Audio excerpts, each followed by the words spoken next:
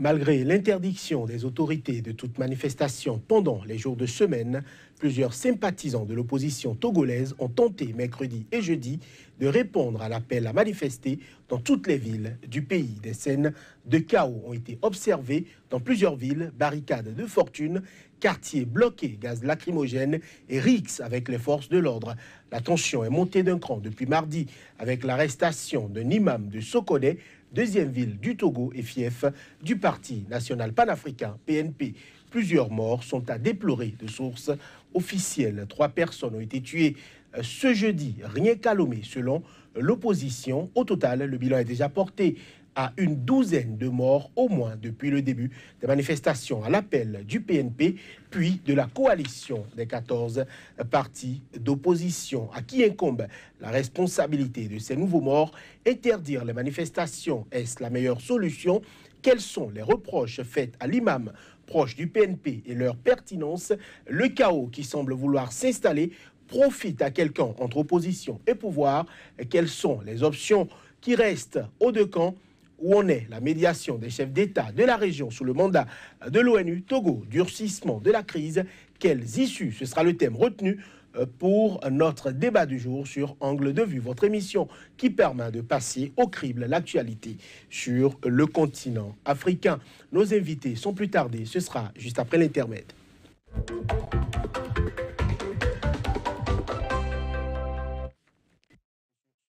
Pour en parler, Carlos Ketoou, bonjour. Bonjour. Journaliste, vous êtes directeur de publication du journal L'Indépendant Express, c'est un quotidien togolais. Vous êtes également président du patronat de la presse togolaise. Merci d'être sur ce plateau. C'est moi qui vous remercie. Face à vous, Aimé Tchefa, bonjour. Bonjour. Sociologue, vous êtes expert en stratégie de développement. Messieurs, la tension est montée d'un cran depuis mardi au Togo. Carlos Ketoou, est-ce que c'était à prévoir depuis l'interdiction de manifester durant les jours de semaine?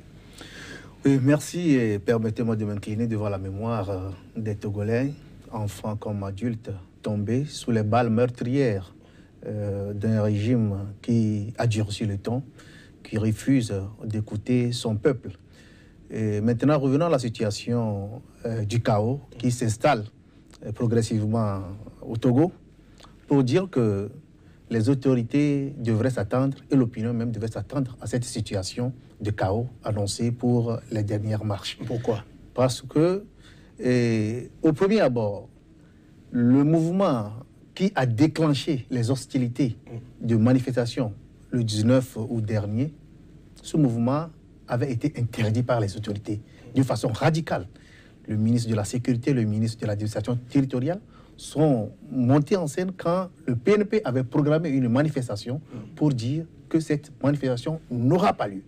Et étant donné que le Togo dispose des lois et des tests et que la décision du ministre viole les tests en vigueur, alors les manifestants se sont engagés, les organisateurs ont tenu tête et ont marché. Et c'est cela qui a déclenché la vague de contestation, de répression des événements du 19 août 2017. Ce qui est aujourd'hui le fondement de la contestation populaire qui est en train de monter en crescendo. Voilà un peu la première raison.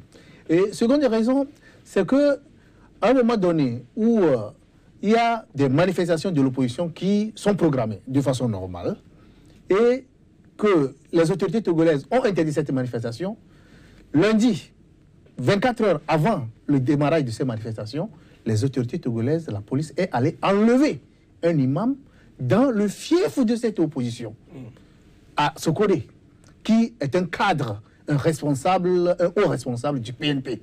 Alors, la nuit de lundi a été une nuit où il y a eu des massacres, il y a eu des incendies, il y a eu des affrontements, non seulement dans le fief, à Sokodé, mais aussi dans la capitale, à Lomé, avec des rebondissements. Donc, c'est normal qu'on puisse attendre à cette situation de chaos, parce que c'est le rebondissement, c'est la réplique de cette arrestation de l'imam qui a provoqué cette sortie et cette détermination des jeunes à aller jusqu'au bout. Voilà, alors des scènes d'affrontement et de pillage, mes chefs ont été signalés un peu partout, il y a aussi des morts. Que faire aujourd'hui pour plus qu'aucune vie ne tombe? Merci. Avant d'entendre de mon propos, je voudrais préciser que je ne suis pas un homme d'affaires, je ne suis pas un homme politique, je suis universitaire, j'opine en toute indépendance, avec le détachement qu'il faut. Je n'ai pas de camp. Des vies humaines sont en jeu. Le Togo, qui est un pays que nous tous, nous aimons, et particulièrement les Béninois, parce que ce sont nos voisins les plus proches, semble être en feu. On n'a aucun intérêt à faire des affaires avec une situation aussi préoccupante. Ceci dit, je voudrais répondre à votre question en disant que les crises ont une fonction dynamique. Je ne trouve pas, de mon point de vue, que le Togo aujourd'hui est dans le chaos. Le Togo est en crise, ça c'est un fait, on ne peut pas le refuser. Il y a encore la possibilité pour les Togolais d'aller et de revenir. Il y a même la possibilité de marcher, ce qui est un indicateur viable de toute démocratie viable. Dès lors, pour moi, le Togo est en crise. Et comme on le dit en sociologie, les crises ont une fonction dynamique. À partir de cette crise-ci, les Togolais peuvent se retrouver, discuter sans se voiler la face, déposer sur table les sentiments de chacun, les projets de chacun, rebâtir cette unité nationale dont les Togolais ont toujours porté le flambeau sans pour autant la vivre d'une manière ou d'une autre. Et pour le faire, au regard des petites actions qui de part et d'autre ont été déjà faites, je crois qu'il faut que les uns et les autres calment le jeu et que le plus tôt que possible, qu'ils aillent au référendum pour que le peuple se prononce. Dans un processus démocratique, le peuple n'a de manière à se prononcer qu'à travers les urnes, par peut-être un référendum ou par des élections spécifiques ou des élections anticipées, parce qu'en dehors de cela, quand on dit le peuple est dans la rue, il faut faire attention. Le peuple, ce sont des partisans du président Faure. Le peuple, ce sont des opposants. Le peuple, c'est la société civile. C'est tout, le peuple. Mais quel peuple dit quoi exactement? Il faudrait aller aux urnes pour le savoir. Et de mon point de vue, ce pari doit être gagné le plus tôt que possible parce que sans aller aux urnes, on ne saurait obtenir des éléments probants de volonté de chaque camp d'aller au consensus généré par la paix. Alors, on sait que le régime entend éviter des manifestations qui pénalisent l'activité économique, et ce sont les raisons qui ont été avancées, mais bon, c'était le but, on le sait, des autorités togolaises. Est-ce qu'on peut dire que c'est raté? C'est raté parce que le régime a déjà posé des actions et des actes qui ne favorisent pas cet objectif de ralentir des activités économiques parce que les gens vont marcher, les gens vont bloquer la circulation. Parce que les pertes engendrées par la suspension de l'Internet pendant 10 jours sont plus énormes qu'une manifestation d'une ou deux journées qui devrait être encadrée par une police ou une gendarmerie. Si la police existe vraiment, alors les choses se seraient passées autrement. Mais c'est parce que nous avons vécu. Il faut vivre au Togo pour savoir ou vivre l'ampleur de la situation. C'est-à-dire, les images que vous voyez, ce n'est qu'une partie, une infime partie de ce qui se passe au Togo. Mais vous imaginez que dans la journée de mercredi dernier, des miliciens sont cagoulés et sont montés dans des véhicules 4x4 pick-up et circulaient avec des gourdons cloutés, avec des fusils de chasse et rentraient dans les maisons pour tabasser, pour enlever, pour blesser des citoyens. Devant la police, devant la gendarmerie. Le ministre de l'Intérieur et de la Sécurité, il a été interrogé. Il dit, lui, il n'est pas encore ça, il ne sait pas ce qu'ils sont. Vous voyez que le pays n'est plus sous contrôle. C'est pourquoi on peut parler, on peut dire qu'on est en train d'aller vers le chaos. Est-ce que vous n'êtes pas en train de passionner le débat? Parce que je ne passionne pas le débat. Des exactions, on en dénonce dans tous les camps. Les exactions, c'est que nous avons déjà vécu une situation en 2005, à la mort du général Eyadema. Quand, à l'espace de 3 heures de temps, Faure Gnassingbé, qui était ministre de l'équipement, a quitté son poste de ministre pour devenir député à l'Assemblée d'abord, avant d'être élu président de l'Assemblée. Et au même moment, on constate le vide constitutionnel parce que le président de l'Assemblée, qui était le successeur constitutionnel, était bloqué ici, au Bénin, et le président de Faure Gnassingbé, qui était ministre, est devenu, à l'espace de quelques heures, président de la République togolaise, par intérim. Vous imaginez? Et les populations n'ont pas voulu accepter ce tour de passe imposé par un carteron d'officier. Alors, il y a eu une situation pareille. C'est-à-dire des miliciens sont sortis pour tuer, pour massacrer. Et les Nations Unies, selon un rapport, ont dénombré 500 personnes tuées dans ces massacres. Et c'est cette même situation de chaos qui est en train de s'installer, avec les mêmes méthodes, avec les mêmes personnes, avec les mêmes identités. Je ne suis pas en train de passionner le débat. Qu'est-ce qui empêche aujourd'hui les manifestants, c'est-à-dire l'opposition politique, de dialoguer avec le régime? Le dialogue, ça doit venir d'une personne. Qui est le principal acteur dans ce jeu? C'est le pouvoir en place. C'est le pouvoir en place qui doit tendre la main, qui doit dire que venez, on va dialoguer. À ce jour, vous vous imaginez que dans une situation aussi pourrie que celle du Togo, le chef de l'État ne s'est pas encore prononcé depuis 2 mois, depuis le 19 août, que les hostilités ont été déclenchées. Le chef de l'État n'a pas encore prononcé une seule phrase pour dire que mes peuples, vous êtes sortis nombreux, 100 000 personnes au cours d'une manifestation, des 200 000 personnes, tout le monde. Et au niveau de la diaspora, à Paris, il y a eu 6 000 personnes qui sont sorties pour manifester dans toutes les villes du monde. Il y a eu des Togolais qui sont sortis. J'écoute vos préoccupations. Voilà ce qu'on va faire. Le chef de l'État ne l'a jamais fait. Et il faut noter également qu'il y a eu des bribes de négociation et de médiation qui ont été engagées. Notamment le président Alassane Dramane Ouattara, le président du Ghana, votre président, Patrice Talon, est allé déjà 2 fois au Togo rencontrer le chef d'État. Vous pensez que lui, il a raison contre toutes ces personnes? Le président, l'ancien président du Nigeria, Olusegun Obasanjo, a interpellé Faure Gnassingbé pour lui dire, cher ami, il faut apaiser le peuple, il faut comprendre le peuple, il faut donner la réponse aux préoccupations du peuple. Il ne l'a pas fait. L'ancien président ghanéen, Jerry John Rawlings, il a interpellé le chef de l'État togolais. Vous pensez que tout ce monde-là n'a pas raison contre Faure Gnassingbé? Ce n'est pas possible. Et puis, je vais revenir à une situation évoquée par mon contradicteur. Je veux parler de la question de l'élection. Au Togo, contrairement à beaucoup d'autres pays, les élections n'ont jamais été démocratiques. En 2015, nous avons les résultats des élections, 51,66% avant même le scrutin. Ça, c'est une information que je vous donne. Cela veut dire que les Togolais n'ont confiance à aucune élection, à aucune consultation électorale au Togo pour qu'on puisse s'engager dans cette formule de référendum à laquelle même des membres du pouvoir ne croient pas. Parce qu'il faut avoir une situation normale de démocratie avec des élections transparentes et démocratiques pour aspirer à un référendum et trancher sur une situation. Mais on veut faire un référendum pour trancher sur quoi? Il y a des gens qui disent qu'il faut faire le retour à la Constitution de 1992, que vous avez charcuté. Est-ce que c'est possible? C'est possible parce que c'est la Constitution que les Togolais ont voté à l'unanimité à 98%.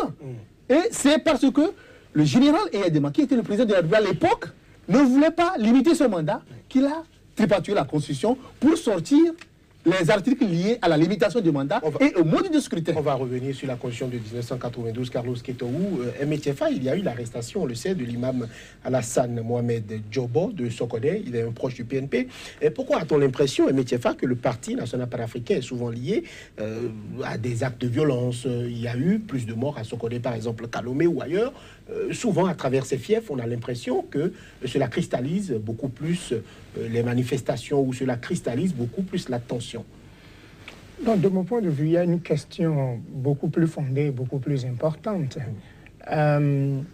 L'imam en question, est-il un acteur politique, un acteur de la société civile, une personnalité morale et religieuse qui devrait avoir une position de neutralité, quitte à ce qu'il ait suffisamment de facilité pour jouer un rôle de conciliateur ou d'acteur tampon dans le dénouement de crise, je ne sais pas. Il est un membre du PNP, il est un cadre du Parti national panafricain. De ce point de vue, c'est mieux qu'on ne parle plus d'imam, mais qu'on dise qu'un militant du PNP a été arrêté. S'il se présente comme tel, dans ses prêches raisonne comme tel et fait les choses comme tel, il sera considéré comme tel par le pouvoir en place. Pour ce que je sais, lorsqu'on est une autorité morale et religieuse, on ne prend pas de parti, on se détache, on s'élève, on est au-dessus de la mêlée. De ce point de vue,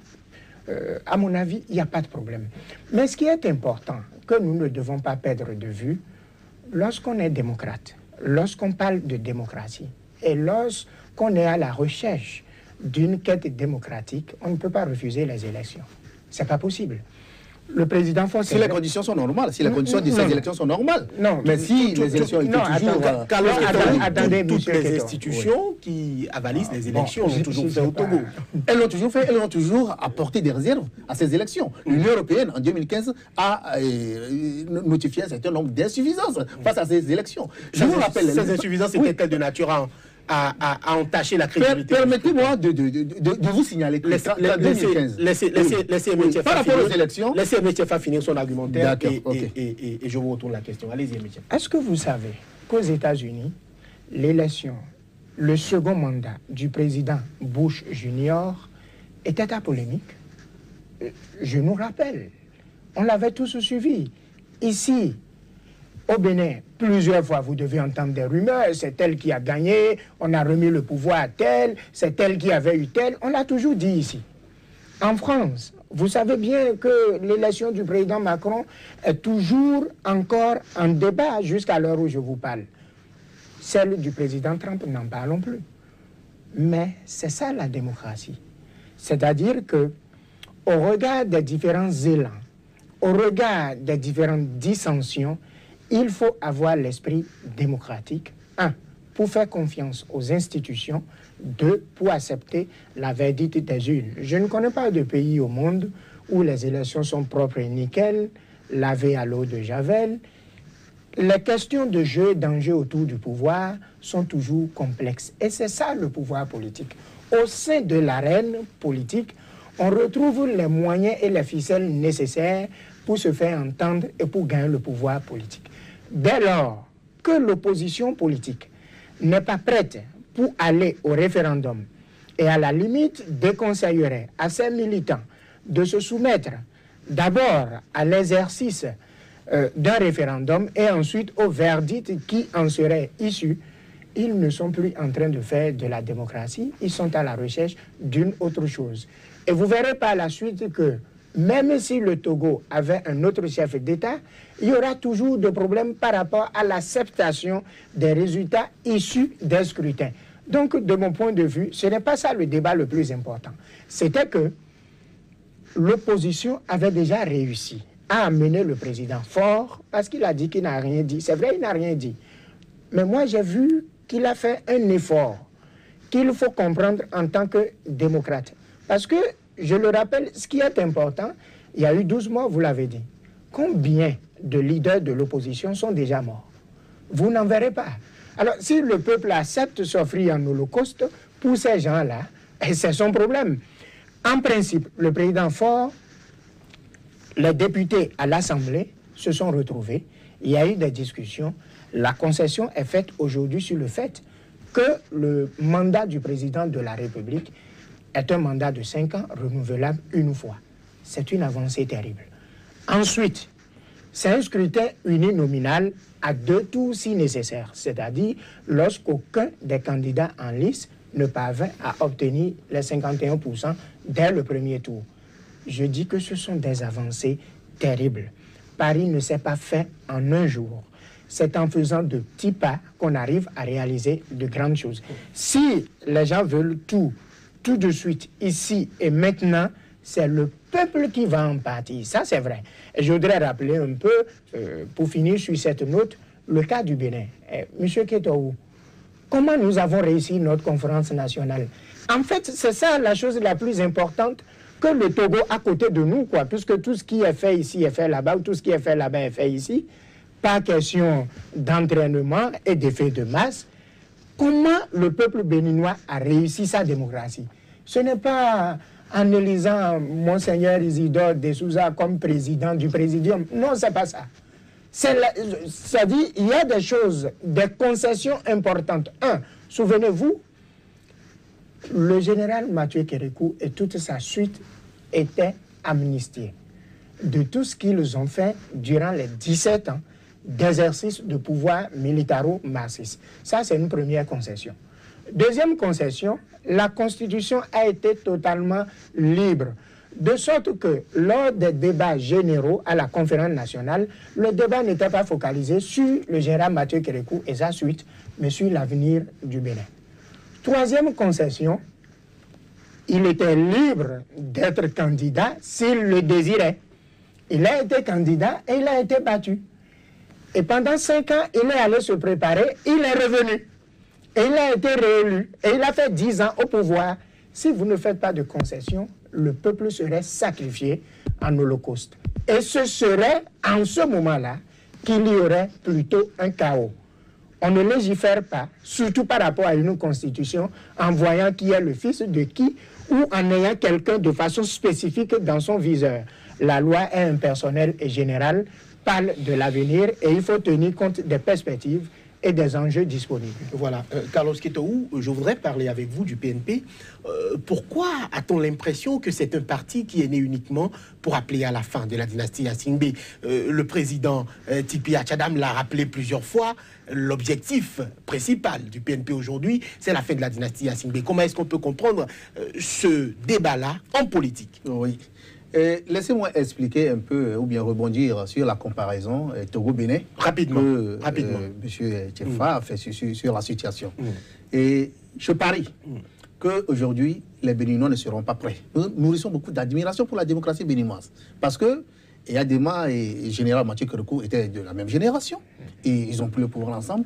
Mais à un moment donné, Mathieu Kerekou a compris qu'il faille lui avons donné de garanties. Oui, nous aussi, nous avons donné des garanties au Togo, au général Eyadema à l'époque. Et en votant cette constitution, c'était beaucoup plus pour faciliter les choses. Mais je suis sûr que les Béninois aujourd'hui n'accepteraient pas avoir sur le dos la monarchie d'une seule famille depuis 50 ans. Non, c'est pas ça, c'est déjà un problème. C'est pas ça le débat. Ça, c'est déjà un problème. Oui, laissez-moi développer. Il y a eu plusieurs garanties données au régime de Gnassingbé et Yadema jusqu'au régime de Faure Gnassingbé. Par l'Union européenne, le gouvernement togolais a signé en 2002 les 22 engagements sur les questions de principe démocratique. Ils n'ont jamais respecté ces engagements et le Togo a été suspendu avec la coopération de l'Union européenne pendant plus de 5 ans, pendant toute cette période de transition. Donc, il n'a jamais respecté. Après, il y a eu plusieurs accords. Accord cadre de Lomé, accord politique global. Il y a eu tous ces accords. Il y a eu des discussions où on a donné des garanties. Le problème du Togo, c'est que nous avons une armée qui est une garde prétorienne, qui est au service de la monarchie, du pouvoir. Nous avons des institutions qui sont inféodées au pouvoir. Quand Yassine Eyadema est mort, mais vous ne pouvez pas imaginer comment un cartonnier d'officier a pris son fils pour le mettre, lui faire allégeance, pour lui dire que c'est vous qui êtes maintenant le président de la République. Cela veut dire, quel est le message donné par les officiers? Le pouvoir n'était pas à ton père. Le pouvoir était entre nos mains, nous, forces armées togolaises. Et on avait mis un témoin à côté pour lui montrer que s'il n'était pas à lui seul, mais c'est pas respect pour son père qui était général de l'armée. Répondez à la question, le PNP.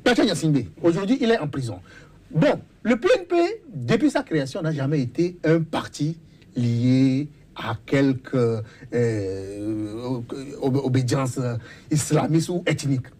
C'est peut-être le hasard qui a fait les choses que le monsieur du PNP est issu d'une localité où la majorité est de religion musulmane. L'imam arrêté dont on parle, Carlos Quetoou, a tenu des discours appelant à l'insurrection. Non, on a transcrit toute la prêche de l'imam. Vous allez constater à travers la transmission, je peux vous la transmettre après, que l'imam appelait beaucoup plus à la non-violence.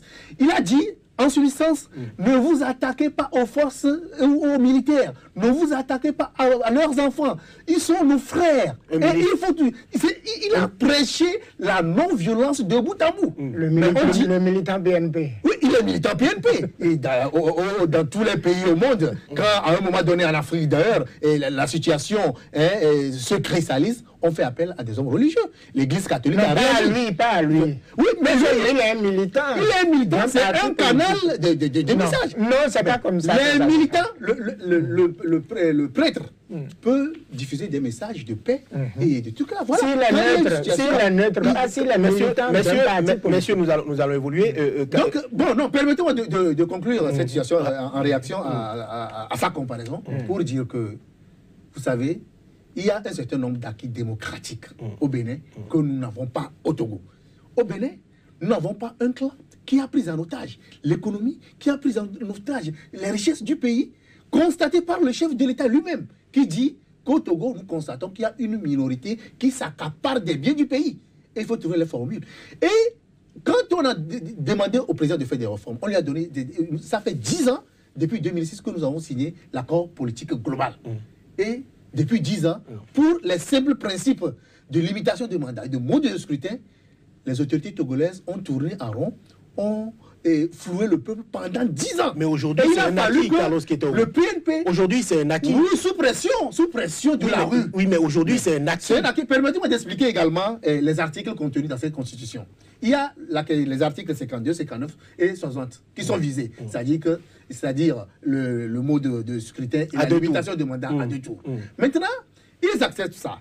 Ils enlèvent la portion de phrase qui dit en aucun cas nul ne peut faire plus de 2 mandats. Ils l'enlèvent de cette constitution et ils vont plus loin, créer un nouvel article 158 qui dit que les articles précédents 52, 59, 60 ne concernent pas les mandats en cours. Et si vous tirez la conclusion, c'est que quand vous acceptez les 52, 59, 60 pour limiter les mandats, quand vous arrivez au 58, tout devient nul. Donc c'est comme on prend le peuple comme voilà, des gens qui ne comprennent pas. Ça veut dire que ça ne concerne pas le mandat en cours. Quand vous parlez de personnaliser le débat, c'est à ce niveau que le pouvoir est en train de personnaliser le débat. Quand on dit mandat en cours, on parle de qui? On parle de Fonia Seymour, qui est au pouvoir. Cela veut dire que s'il est frappé par la limitation de mandat, il part peut-être en 2020. Par rapport à la nouvelle constitution qui il est élu sur la base de quelle constitution? Laissez-moi la police des débats, messieurs. Carlos Keto, où peut-on appeler à la fin d'un régime qui est en cours, élu sur la base d'une constitution du jour au lendemain par la rue? Est-ce que, selon vous, c'est un argument défendable? Mais si le régime ne respecte pas les engagements, si le régime a pris des engagements vis-à-vis du peuple, vis-à-vis de la communauté internationale, et on pense que le régime est en train d'amener le pays dans un chaos, comme c'est le cas aujourd'hui. Parce que vous ne pouvez pas imaginer le danger que constitue l'organisation d'un référendum. La dernière fois, on a tout simplement mis en place une commission électorale nationale indépendante, qui est une commission spéciale et spécialement composée des membres du pouvoir en place. Mais les manifestants sont sortis pour se dire que il y a une crise. Nous n'avons pas encore engagé le dialogue, la médiation, et vous empirez la crise en créant une commission. C'est comme vous narguez le peuple. Aujourd'hui, par exemple, ce vendredi, il y a les ambassadeurs qui sont invités à venir assister à l'investiture de ces membres de la CENI. Alors, il y a 17 membres à la CENI. L'opposition n'a pas ses membres, mais on veut faire comme si de rien n'était, s'il n'y avait pas de crise. Alors qu'il y a des morts d'hommes, il y a des milices qui circulent dans la ville et dans le pays. Carlos Keto, l'opposition a souvent fait la politique de la chaise vide. C'est aussi quelque chose qu'il faut rappeler. Mais tiens, je voudrais évoluer avec vous rapidement par rapport à la situation du PNP. On sait que c'est le PNP qui a démarré ces manifestations-là. Carlos Keto avait parlé de refus des autorités. Les autorités étaient sorties pour dire que c'était plutôt le fait de bloquer la 1 qui avait fait que ces manifestations avaient été interdites parce qu'on ne pouvait pas bloquer le seul axe qui sert les pays de l'Interland. C'était juste une parenthèse. Aujourd'hui, Tchefa, dans toute manifestation d'humeur, il y a des gens prêts à en découdre. Est-ce qu'on ne doit pas dissocier les revendications politiques des scènes de chaos observées ça et là? Est-ce que ou bien tout est toujours lié? Ah non, à mon avis, il faut faire le distinguo. Il faut dissocier. Dans tous les pays du monde, tous les régimes, tout pouvoir exécutif a toujours peur qu'une marche dégénère. Vous savez, vous avez un itinéraire, vous savez d'où vous voulez partir, là où vous allez chuter, les objectifs que vous visez, mais à la pratique, vous ne pouvez jamais savoir tout ce qui pourrait se passer. C'est pour ça que toute constitution et toute loi donne au pouvoir exécutif d'apprécier et d'analyser si la marche ne compromet pas la paix, la vitalité démocratique et, disons, en un mot, le bon déroulement des activités socio-économiques. Si tel est le cas, il est du ressort et du devoir du pouvoir d'interdire la marche. Et puis, vous allez dans n'importe quel pays, quand on dit marche et qu'il n'y a pas suffisamment de garanties, les gens refusent. Mais dans une situation comme celle-ci, moi, à mon avis, je conseillerais au président Faure de laisser les gens marcher, de trouver les moyens qu'il faut, à travers la police et puis les forces de l'ordre et de sécurité, pour laisser les opposants s'exprimer. Et c'est déjà suffisamment de garanties pour leur montrer qu'il est en phase avec eux pour ouvrir des négociations et discuter. Maintenant, pour revenir sur une question importante, quand je parlais de garantie, c'est ça le problème. Vous avez vu ce qui est mis dans la Constitution. La vérité est que le président Faure a été élu 2 fois. C'est vrai, hein, je suis contre la façon dont il a été installé en 2005. Ça, aucun démocrate... il devait être disqualifié non, attendez. La Constitution togolaise le dit. Quand vous avez essayé un coup d'État... Non, j'ai la parole. Oui. Aucun démocrate au monde n'accepterait cela. C'est ça. Fambari Natchaba était ici, c'est lui qui devrait être au pouvoir. Voilà. C'est aussi simple que ça. Mais rappelez-vous, le président Alpha Oumar Konaré, président de la Commission de l'Union africaine, avait crié tout le temps à l'époque sur RFI « Retour à l'ordre constitutionnel ». Est-ce qu'ils sont revenus à l'ordre constitutionnel? Est-ce que le président Faure a été élu en bonne et due forme à une élection ouverte? Non. Oui. Non. Oui. Parce que les élections ont été contestées et émaillées. Non, les élections toujours... De violence. Non, attendez. 500 morts pour une élection. Les élections... Non, laissez-moi finir. 500 morts. Oui, attendez. Les élections ont toujours été contestées en Afrique et même aux États-Unis. Avec 500 morts. Non. Oui, ça dit que le contexte mort d'homme doit déjà interpeller. Qui est au pouvoir en ce moment? Mais c'est toujours les riches, c'était fort. C'était Abbas Bonfort, peut-être, qui était le vice-président de l'Assemblée à l'époque, qui a été parachuté, mais il était contrôlé par le régime. Oui, attendez, le même système. Non, attendez que je finisse. Oui. C'est-à-dire, de mon point de vue, le problème du Togo n'est pas complexe à ce point. Si. Non, j'ai dit à ce point. Je reconnais qu'il est complexe, mais j'ai dit à ce point.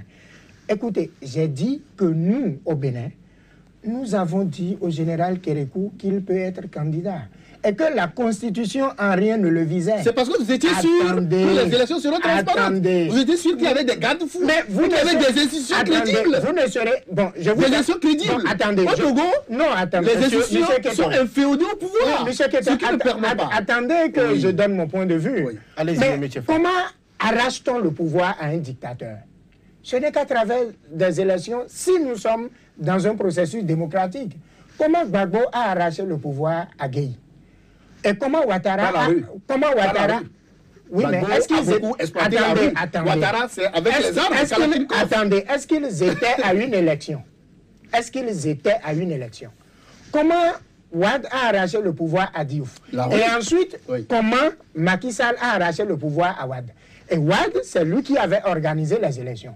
Gbagbo, c'est lui qui avait organisé les élections. Nicéphore Soglo en a organisé ici en 1996, pendant qu'il était reconductible. Celui qu'on avait refusé il y a 5 ans, c'est lui qu'on a ramené. Donc c'est pour vous dire que l'opposition togolaise n'aura d'alternative crédible à offrir et ne sera prise au sérieux qu'en acceptant une élection et en mettant en place toutes les stratégies nécessaires pour effectivement gagner cette élection. Et c'est lorsque l'opposition accepterait que le président Faure soit compétiteur lui-même que ces élections seraient vraiment crédibles. Et moi, je crois que si l'opposition prend les 5 années à venir à s'organiser réellement, à expliquer les enjeux au peuple togolais et que des groupes sont mis en place pour tel, et que lorsqu'ils iront aux élections et que la victoire du peuple devant être volée, là, le peuple a tout intérêt à s'offrir en holocauste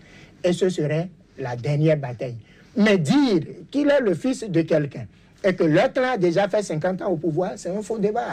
Non, c'est vrai. Ce que vous dites, attendez, monsieur Ketaou, c'est vrai, ils ont fait 50 ans au pouvoir. Oui. C'est pas faux. Mais nous tous, on a vu. Nous tous, on a vu.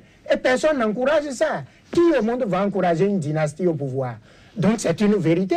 Mais comment lui arracher le pouvoir? Ce n'est qu'à travers les élections. Soit il remettra le pouvoir de lui-même, soit il aura le dos au mur parce que, admettez, puisque le schéma dans lequel vous êtes, c'est que en 2020, il réussissait à se faire élire. Il réussit encore à se faire élire en 2025. En 2030, comment il va faire? Admettons. Moi, je crois que... En 2030, l'article 158 revient pour dire que les modifications ne concernent pas le mandat en cours, alors qu'il avait toujours le mandat en cours. Bon. Voilà un peu la situation. L'opposition. Non, laissez-moi rebondir. Il y a un aspect très important. Il y a un aspect très important sur les manifestations. Carlos Ketaou, nous allons devoir évoluer. L'opposition plurielle s'est rendue au siège du PNP, le Parti national panafricain, à Lomé. Le 10 siège a été incendié. Jean-Pierre Fabre, chef de file de l'opposition, s'est prononcé. Nous allons suivre une partie de sa déclaration. Nous sommes venus exprimer notre solidarité, notre sympathie à nos collègues du PNP, dont le siège, comme vous le voyez, a été incendié hier. C'est un signe que nous manifesterons sur toute l'étendue du territoire à nos compatriotes qui ont subi les mêmes exactions. Et donc, nous nous rendrons certainement à Sokodé, à Bafilo, dans les jours à venir. Pour toutes ces raisons que nous disons que ce régime, il faut mettre fin à ce régime. Et ce n'est pas excessif que de le dire. Il y avait des hommes habillés en civil, accompagnés de 2 agents qui sont des forces de défense. Alors ce témoignage nous conforte dans la conviction que depuis quelque temps, c'est le régime qui a préparé des milices et qu'il infiltre dans les manifestations que nous organisons. Carlos Quetoou, est-ce que nous sommes en train de nous acheminer vers la porte du non-retour au Togo? Non, on ne peut pas parler de porte du non-retour parce que dans toute crise, il y a toujours une solution. La science évolue par crise, comme on le dit en sociologie. Et à un moment donné, ce sont les crises qui font même évoluer l'histoire. Donc nous sommes à une période de crise, c'est vrai. La crise est assez parce que nous avons déjà eu l'expérience de cette même crise qui a occasionné des morts et des blessés qui aujourd'hui traînent encore des séquelles. On n'a pas encore eu à penser les plaies de toutes ces victimes-là. Donc, j'évite très souvent dans mes débats de faire des comparaisons négatives pour dire que ici, il y a pire, il y a mal ici, il y a pire ailleurs. Pour dire que il y a eu des élections avec des contestations au Togo, ailleurs, il y a des élections avec contestations. Je n'ai pas souvent rentré dans ces schémas. Il faut toujours faire des comparaisons positives qui vont dans le sens de l'évolution. C'est pourquoi nous disons que nous sommes admiratifs de la démocratie, béninoise, dans la mesure où, à côté de ce qu'on peut appeler logique et raison, il y a aussi le consensus. Vous imaginez, c'est dans l'enfance que nous entendions dans la révolution béninoise où il y avait le mouvement Eouzou et tout ça là. Et nous savons que le Bénin a réussi à faire diriger ce pays par 3 présidents, le fameux triumvirat. Vous voyez, s'il n'y avait pas un certain consensus et si les acteurs n'avaient pas l'ambition patriotique de pouvoir sauver le pays, on ne pourrait pas s'entendre pour diriger le pays dans ce sens. Et c'est ça qui a prévalu dans les périodes de 90 à l'avènement de la démocratie. Donc nous ne sommes pas encore à une porte de non-retour, mais il faudrait que l'autorité politique au Togo, le chef de l'État puisse prendre ses responsabilités, qu'il puisse donner des garanties. Au Togo, les victimes, ce n'est pas le pouvoir. Et ce n'est pas le pouvoir qu'il faille amnistier. C'est l'opposition qui constitue la victime. En 90, qui sont ceux qui ont été amnistiés? Ce sont les opposants qui étaient traqués, qui étaient renvoyés en exil, comme Gilles Sonipi et les autres. C'est eux qu'on avait amnistiés. Et on avait donné des garanties. Le pouvoir avait pris l'engagement d'organiser des élections démocratiques et de pouvoir organiser une certaine alternance. Ce qui n'a pas été fait depuis les années 90 jusqu'à ce jour. C'est pourquoi on totalise en même temps le nombre d'années passées à la tête du pays par la famille qui a pris le pays en otage. Et où on ne peut plus. Vous avez constaté, même au niveau des violences, ce n'est pas forcément les militants de l'opposition qui sont en train de causer des violences. Si vous entendez le président du groupe parlementaire du parti au pouvoir unir dire que si vous cassez une maison des nôtres, nous allons en casser 2 des vôtres. Un député, président du groupe parlementaire, vous voyez que c'est dangereux. Vous voyez un ministre conseiller du président de la République aller dire sur les antennes internationales que allez vous aussi prendre les armes pour nous combattre. Voilà. Les appels à la violence viennent de qui? Ça vient de ceux-là. Donc, il faut créer des conditions pour apaiser le peuple. Mais si vous continuez à lancer des langages de va-t-en-guerre, en provoquant la population, en narguant la population, mais la conséquence est immédiate. Aujourd'hui, les manifestants ne sont plus sous le contrôle des partis politiques. Mais c'est des gens qui, individuellement ou collectivement, ont été victimes d'une situation de dictature qui dure depuis 50 ans. Et c'est eux qui sont révoltés, qui sont dans la rue. Est-ce que ce n'était pas un risque à prévoir en maintenant les manifestants dans les rues plutôt que d'aller aux négociations. Le ministre de la Communication, Guy Madié Lorenzo, a reconnu des dérapages. Il a annoncé que des auteurs ont été sanctionnés déjà. Il a appelé aussi à faire économie des vies et des blessés et à aller au dialogue. C'est un discours fort. Pourquoi le dialogue n'est pas aujourd'hui possible, les métiers femmes? Le dialogue n'est pas possible parce que de part et d'autre, on ne veut pas faire de concessions. L'opposition ne veut pas concevoir qu'il y ait une nouvelle constitution qui permette au président Faure d'être candidat. Or, l'opposition a tout intérêt à permettre ça. Après 50 ans, on ne peut pas avoir l'ambition d'être encore Ketor, candidat à une élection. Je vous Quand dis, on a démissionné à la tête du pays. C'est moi qui ai la parole. Oui. Je vous dis, on a démissionné. Monsieur Ketor, c'est moi qui ai la parole. Carlos Ketor, je suis en train de vous dire que tant que vous parlerez de 50 ans, ce serait un faux débat. Nous sommes en train de parler du droit et des enjeux sociaux. C'est de ça que nous sommes en train de parler. Si vous continuez, il y a 50 ans, bon, vous ne serez pas pris au sérieux. Les enjeux sociaux sont liés à un certain fondement. Ce n'est pas ça la variable. Ce n'est pas ça la variable nécessaire. Laissez-moi en Russie, Poutine a fait combien d'années? Oui, comparaison négative. Il ne faut pas faire de comparaison négative pour dire que telle personne. C'est ça ce qui est la normale. Il faut revenir sur ce qui peut faire évoluer. Mais quand vous faites des comparaisons pour tirer encore le débat vers le bas, laissez-moi finir. Il faut plutôt dire laissez-moi finir. Il faut dire au Ghana comment la transition a été faite. Mais comment ils ont fait? Je vous ai dit comment on a fait. Oui, mais j'ai expliqué ici. Carlos Ketor, nous vous avons écouté de long en large. Laissez votre contradiction. Je l'avais dit. Ici, nous avons permis au général Mathieu Kérékou d'être candidat. Il y a combien d'années? Mais il a perdu. Il y a un quart de siècle. Non, pas du tout. Il y a un quart de siècle que vous avez permis à Mathieu Kérékou de Non, ce n'est pas comme ça. Nous sommes dans un nouveau monde où les mutations imposent. Bon, je constate que vous ne voulez pas discuter. Non, je veux discuter. Je suis désolé de constater. Vous pouvez aller. Je vous ai dit, l'argument dynastie Nyanzingbe au pouvoir depuis 50 ans n'est pas recevable dans un débat sérieux, dans un débat intellectuel. Ça révolte Ce sont nos ressentiments personnels. On ne bâtira pas le Togo avec nos ressentiments personnels. Si, les ressentiments on bâtira le Togo avec une loi impersonnelle et générale. Une loi qui ne vise ni Nyanzingbe, ni Ketor, ni Fabre, ni Tipi. Mais qui défend une loi? Écoutez, le référendum. Attendez, vous n'allez pas changer la loi encore dans 10 ans. Vous êtes en train de légiférer vraiment pour la postérité. À qui profite le référendum? Le référendum profite au peuple togolais. Non. Attendez. Non. Mais laissez-moi finir. Le référendum profite au peuple togolais qui veut qu'il y ait dans la Constitution la limitation du mandat du chef de l'État à 2. Qui veut qu'il y ait une élection uninominale, l'élection du président de la République, à 2 tours du scrutin, si au premier tour, aucun des candidats n'arrivait à obtenir 51%. Oui. Mais c'est fait. C'est fait. Qu'est-ce que vous avez parlé de l'article de 150? Oui, mais c'est pas ce que vous quand quelqu'un est attaqué. Qui personnalise Monsieur, dernière question rapidement. La médiation des chefs d'État de la région, est-ce qu'elle est opportune pour vous? Elle est opportune. Ce vendredi, je crois que les leaders de l'opposition devraient aller au Ghana pour rencontrer le président Nana Akufo-Addo.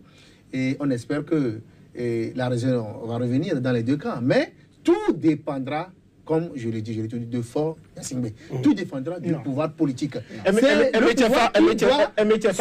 Vous, votre avis, on parle de médiation discrète avec, comme cheveu ouvrier, le président béninois Patrice Talon. Est-ce qu'elle a des chances de prospérer? Oui, de mon point de vue.